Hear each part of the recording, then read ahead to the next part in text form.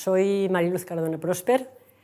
profesora de la Facultad de Química y coordinadora de un proyecto que se ha llevado a cabo en Etiopía, junto con otros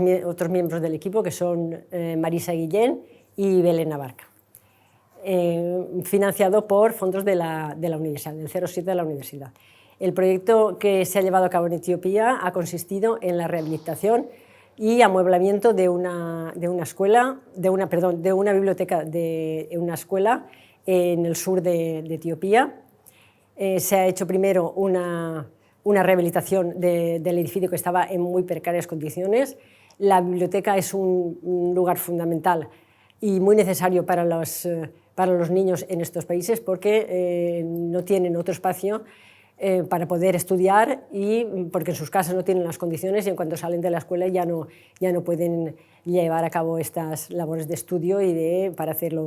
el trabajo de la escuela. Se ha hecho la rehabilitación con personal de allí, del mismo barrio, que es una de las condiciones que les pusimos. También se ha amueblado la escuela con unas mesas, sillas, etcétera, etcétera, y también esta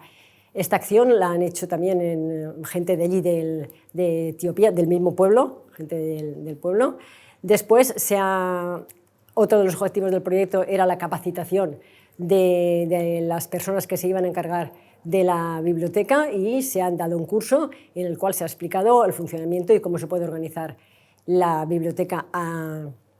las personas que se iban a encargar. Y finalmente se ha intentado también integrar esta biblioteca